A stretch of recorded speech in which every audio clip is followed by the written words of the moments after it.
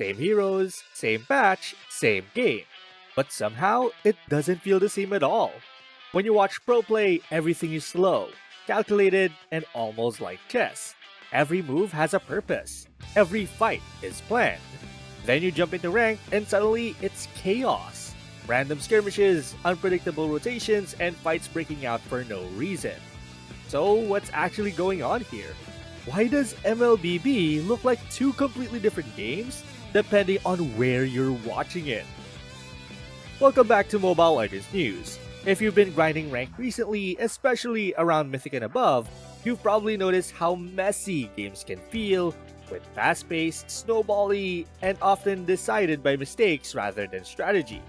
But when you compare that to recent tournament matches like from MPL to the M Series, you'll see a completely different tempo and structure. Even though both environments use the same heroes, roles, and patches, the experience shouldn't be more different. And the reason comes down to how the game is fundamentally played at different levels. The biggest reason pro play looks completely different from rank isn't just skill, it's structure. At the highest level, mlbb is played like a fully coordinated system, where every decision connects to a bigger plan.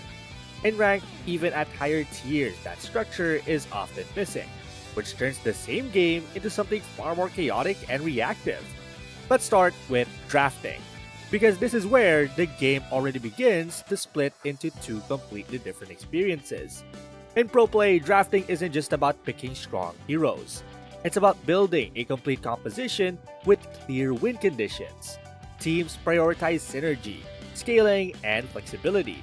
You'll see early picks that aren't necessarily carry heroes, but instead enable the rest of the lineup. For example, utility roamers and vision-heavy supports are often locked in early because they provide consistent value regardless of the game state. Junglers and gold laners are then chosen based on how well they fit into the overall composition, not just how strong they are individually. In ranked, drafting is far less coordinated. Players tend to prioritize comfort picks or meta damage dealers without considering how the lineup functions as a whole. This leads to a composition that might have high damage but lacking gauge, feel, or proper scaling balance. It's why you often see games where both teams are constantly fighting but neither side can cleanly close things out, because the draft itself didn't establish a clear path to victory. From there, vision control becomes another major difference. In pro play, information is everything. Teams constantly track enemy positions through disciplined map movement, checking bushes and controlling key areas before objectives spawn. The roamer and mid laner play a huge role here, moving together to secure vision and deny space. This creates a situation where fights are rarely accidental. Teams know when they're strong, where the enemy is, and whether they can commit. Ranked games, on the other hand, often lack this level of information control. Vision is inconsistent, bushes go unchecked, and players frequently walk into fights without knowing where the enemy team is positioned. This is why rank can feel so unpredictable. Engages happen suddenly, and outcomes are often decided by surprise rather than planning. It's not that players don't understand vision, it's just that without full team coordination, it's much harder to maintain. Objective trading is another area where the contrast becomes obvious. In pro play, teams don't force every fight. If they know they're at a disadvantage, they'll trade objectives instead. For example, if one team starts the turtle on one side of the map, the other team might respond by taking turret gold or pressuring the opposite lane. This keeps the game balanced and prevents unnecessary losses. Every trade is calculated, and teams are constantly weighing risk versus reward. In rank, objective trading is far less consistent. Players often feel pressured to contest everything, even when they're behind or out of position. This leads to chaotic teamfights around objectives where one mistake can snowball the entire game. Instead of trading resources, teams either fully commit or fully ignore, with little in between. That's why ranked games can swing so dramatically. Decisions are made in the moment rather than part of a broader strategy. Now let's talk about macro play, which is where pro teams truly separate themselves. Macro refers to the overall map strategy, lane assignments, rotations, and timing. In pro play, every role has a clear responsibility. Gold laner focuses on scaling and safe farming, the XP laner manages side lane pressure, the jungler controls tempo and objectives, while the mid and roamer move together to influence the map. These roles aren't just labels. They're constantly interacting in a synchronized system. Rotations in pro play are especially precise. After clearing waves, players immediately move to the next objective or lane. Mid and roamer often rotate together to create pressure, while the jungler times their pathing around buffs and objectives. This creates a rhythm where the entire team is almost always on the same page. When a fight breaks out, it's usually because the team has already set it up through positioning and timing. In rank, macro play is more fragmented. Players may understand their roles individually, but without communication, rotations often don't align. You'll see situations where one player is pushing a side lane while the rest of the team is fighting for an objective, or where the jungler starts something without backup. These disconnects create the chaotic pacing that defines most ranked games. Instead of a synchronized system, it becomes a collection of individual decisions happening at the same time. Communication is also another core factor that ties all of this together. Pro teams are constantly communicating, calling out enemy positions, tracking cooldowns, planning engages, and adjusting strategies in real time. This level of coordination allows them to execute complex plays with consistency. Even small details like timing a flicker engage or layering crowd control are coordinated through constant communication. In rank, communication is much more limited. Even with pings and quick chat, it's difficult to replicate the level of detail that pro teams achieve through voice comms and practice.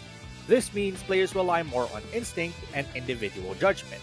While this can lead to impressive mechanical plays, it also increases the likelihood of misplays and miscommunication. Two players might have completely different ideas about what the next move should be, and without coordination, those ideas clash instead of working together. Hero picks also reflect this difference in coordination. In pro play, teams often choose heroes that require synergy and precise execution. These heroes may not always have the highest damage output, but they provide reliable utility and scale well into coordinated team fights. For example, engaged tanks, setup mages, and heal-focused supports are highly valued because they enable the team to function as a unit. Even carry heroes are chosen based on how safely and consistently they can perform within the composition. In ranked, however, hero picks tend to favor independence.